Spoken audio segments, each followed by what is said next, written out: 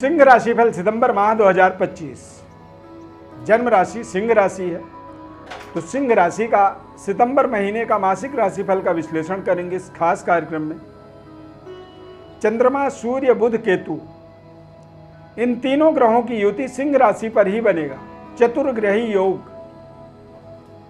राहु और शनि सप्तम और अष्टम भाव में गोचर करेंगे।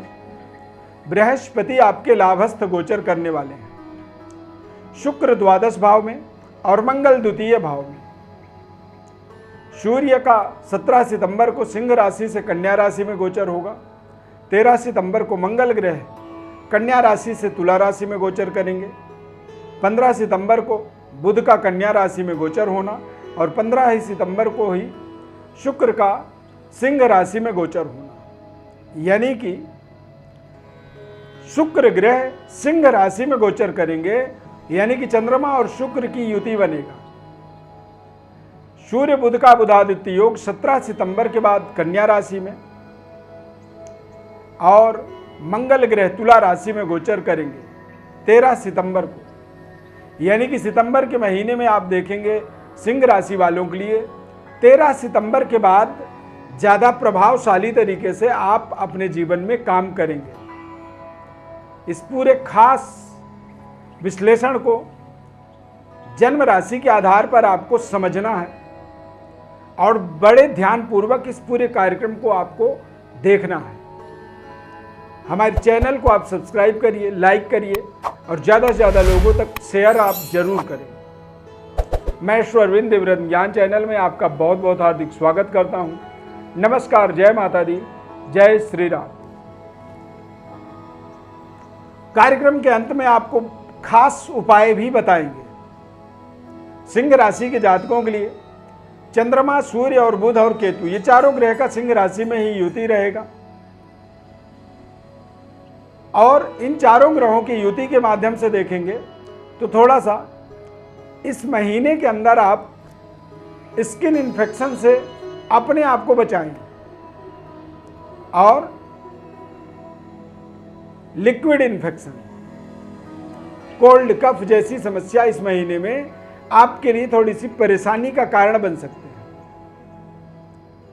बृहस्पति की दृष्टि आपके पंचम भाव पर पड़ रही है, यानी कि सिंह राशि वाले जातकों के लिए एजुकेशनली विकास, इंटरनल आत्मज्ञान का विस्तार होगा और संतान का विकास का समय आप सितंबर के महीने को मान सकते हैं। सितंबर के महीने में संतान प्राप्ति जैसे उपलब्धि भी आपके जीवन में जुड़ सकता है। मंगल तुला राशि में 13 सितंबर को गोचर करेंगे, जो कि आपके भाग्य के स्वामी हैं। जैसे ही 13 सितंबर को मंगल तुला राशि में गोचर करेंगे तो निश्चित रूप से भाग्येश पंचमेश की युति, मतलब एक दृष्टि योग बनेगा, यानी कि बृहस्पति की 5वीं दृष्टि मंगल पर पड़ेगी और मंगल की दृष्टि आपके भाग्य पर और आपके राशि चक्र के 10वें घर पर, यानी कि 10वें घर पर जब मंगल की दृष्टि पड़ती है तो ऐसा समय कुछ खास उपलब्धियों को जोड़ने वाला होता है। इसे कुलदीपक राजयोग के नाम से भी ज्योतिष शास्त्र में इसका विस्तृत विश्लेषण पाया जाता है। कुलदीपक राजयोग का मतलब होता है कि अचानक कुछ जीवन में बड़ा कार्य हो जाना और उस कार्य के द्वारा आपको बड़ी यश, कीर्ति, प्रसिद्धि, समाज में, देश में, दुनिया में आपको एक नई पहचान मिल जाती है। बृहस्पति की दृष्टि मंगल के ऊपर पड़ने का मतलब होता है कि पंचम और भाग्य, ये दोनों ग्रह एक दूसरे से जुड़ेंगे। अब इन दोनों ग्रहों के जुड़ने का प्रभाव क्या होता है, तो निश्चित रूप से कई बार क्या होता है कि आप अपने बौद्धिक क्षमता के अनुसार कोई काम करने का निर्णय करते हैं और वो निर्णय आपके जीवन में इतना सटीक होता है कि उससे आपका सब कुछ, जीवन शैली, जीवन स्तर, रहन सहन, फाइनेंस, सुख सुविधाएं, सब कुछ बदल जाती है। तो ये बदलाव दरअसल इसलिए हो जाता है क्योंकि कई बार हमारे जीवन में गोचर के अंदर कुछ ऐसे शुभ संयोग बन जाते हैं जो आप सिंह राशि वालों के लिए शुभ संयोग की तरह से इस समय अवधि को, टाइम फ्रेम को आप सेट कर सकते हैं। लव लाइफ आपकी बेहतर होगी, और मंगल और गुरु का दृष्टि संयोग जो होता है, ये आपके जीवन में संतान के द्वारा आपका भाग्योदय, कई बार संतान प्राप्ति के बाद व्यक्ति के जीवन में बड़ा चमत्कारिक भाग्योदय होता है।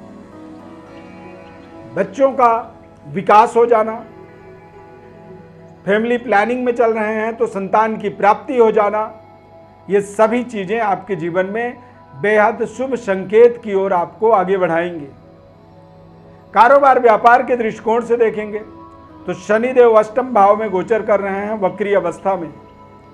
सप्तम भाव के स्वामी होकर के अष्टम भाव में जब गोचर करते हैं तो निश्चित रूप से ऐसे समय में व्यापारिक डेवलपमेंट के लिए धन का अभाव महसूस होता है। अचानक जीवन में उतार चढ़ाव के संयोग बने रहते हैं। कभी तो लगता है कि बहुत अच्छा चल रहा है, अब सब ठीक है, और कभी अचानक ही कुछ ऐसे कठिनाई परेशानी आ जाती है जिससे लगता है कि यार शायद कुछ भी ठीक नहीं है। तो ये दोनों ही संयोग इस समय में आपके लिए बनेंगे, यानी कि सितंबर के महीने में। सूर्य का कन्या राशि में गोचर होना और बुध का साथ में कन्या राशि में गोचर होना, ये अचानक आपके जीवन में बुधादित्य योग, उच्च का बुध, ये आपके जीवन में उच्च स्तरीय लाभ से आपको जोड़ सकता है। क्योंकि बुध जब कन्या राशि में गोचर करेंगे 15 सितंबर के बाद, तो आपके जीवन में बुध का विपरीत राजयोग बनेगा। बुध का विपरीत राजयोग का मतलब होता है कि अचानक बौद्धिक विकास होने लगेगा, सही गलत का आपको समझ होगी, सही निर्णयों को जब आप करते चले जाएंगे तो इससे आपकी आर्थिक ग्राफ लगातार निरंतर आगे बढ़ेगा। जितनी ज़्यादा आपके पास पैसे होंगे उतनी ही बड़ी अपनी जीवन की समृद्धि, सुख सुविधाओं का आप विस्तार कर पाएंगे। बृहस्पति की दृष्टि के माध्यम से इस माह में यदि व्यापारिक डेवलपमेंट की बात करें तो बहुत ही शानदार, यानी कि 10 on 10 कारोबार व्यापार में आपको सफलता मिलेगी। संबंध रिश्ते आपके बेहतर होंगे, पारिवारिक जीवन सुखद अनुभूति की प्राप्ति होगी और अविवाहितों के लिए विवाह जैसे बातचीत संयोग बन सकता है, नए संबंध रिश्ते जुड़ सकते हैं। कोई नया रिलेशनशिप आपके जीवन में एक चमत्कारिक परिवर्तन बदलाव की तरह आ सकता है। कार्य क्षेत्र की डेवलपमेंट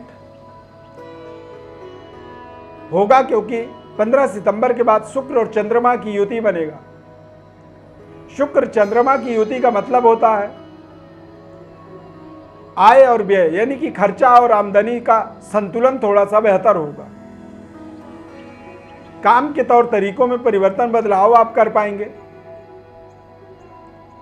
सरकार के द्वारा आपको सहयोग मिलेगा और न्यायालय में विजय की प्राप्ति का योग बन रहा है सितंबर के महीने में। शनिदेव अष्टम भाव में जब गोचर करते हैं तो ऐसे समय में व्यक्ति को अचानक विदेशी मुद्रा की प्राप्ति का योग बनता है। देश विदेश तक अपने आप को पहुंचाने का, अपने व्यापारिक लिंक को आगे बढ़ाने का आपको समय मिल जाता है। बेहतर डेवलपमेंट के आप अपने जीवन में अवसर देख सकते हैं। लगातार चल रहे जीवन के संघर्ष, जीवन की कष्ट परेशानियों की समाप्ति का समय आप सितंबर को फिक्स कर सकते हैं, निर्धारित कर सकते हैं। मंगल ग्रह का गोचर आपके लिए कुलदीपक राजयोग का संयोग बनाएगा, शत्रुहंता योग बनाएगा, क्योंकि मंगल तीसरे घर में जब गोचर करेंगे तो छठे भाव पर मंगल की दृष्टि होती है, जिससे शत्रु अपने आप आपके रास्ते से हट जाता है और आप अपने जीवन में ज़्यादा फ्रीडम महसूस करते हैं, ज़्यादा आज़ादी से अपने आप को, अपने परफॉर्म को आप जस्टिफाई कर पाते हैं। इस महीने में आपको सूर्य देव की विशेष आराधना उपासना करनी चाहिए और साथ में हनुमान जी की आराधना करें, यानी कि मंगलवार के दिन हनुमान जी का दर्शन करें। चमेली का तेल और सिंदूर यानी कि चोला चढ़ाएं। चमेली का तेल और सिंदूर चढ़ाने से आपके सभी प्रकार की मनोकामनाएं पूरी होती हैं, पैतृक विरासत का विस्तार होता है और भूमि और भवन का के अंदर आपके जीवन में भूमि भवन की व्यवस्था में स्थिरता आती है। आपको एक लाल कलर का रुमाल या लाल कलर का कपड़ा हनुमान जी का सिंदूर लगा के अपने जेब में रखना चाहिए। इससे आपके जीवन के अंदर आपके जो मार्ग हैं वो किसी भी तरह की उसमें कोई अवरोध उत्पन्न नहीं होता है, यानी कि विघ्न बाधाओं की निवृत्ति के लिए आप एक लाल कलर के रुमाल में हनुमान जी का थोड़ा सा सिंदूर का एक टीका लगा दें और उसको फोल्ड करके अपने पर्स में अपने जेब में आप रोजाना रखें। ये आपके लिए एक बेहद सरल और शानदार टिकाऊ उपाय के रूप में आप इसे देख सकते हैं। बस जब आप उस कपड़े को, उस रुमाल को अपने जेब में रखें तो हनुमान जी का ध्यान करते हुए आपको रखना हो। यदि आप अपने बारे में कुछ सवाल करना चाहते हैं, जन्म कुंडली का विश्लेषण हमारे द्वारा चाहते हैं, तो आप अपनी बर्थ डिटेल्स हमारे व्हाट्सएप नंबर पर लिख करके भेज सकते हैं। व्हाट्सएप नंबर आपको डिस्क्रिप्शन बॉक्स में मिलेगा और आपके सवालों का जवाब हमारे द्वारा बिल्कुल निःशुल्क रूप से हम देंगे। अब इसके लिए आपको हमारे चैनल को सब्सक्राइब जरूर करनी चाहिए, लाइक करना होगा और ज़्यादा से ज़्यादा लोगों तक आप इसे शेयर भी कर सकते हैं। इस खास कार्यक्रम को इतने ध्यानपूर्वक आपने यहाँ तक देखा, इसके लिए बहुत बहुत धन्यवाद। जय श्री राम।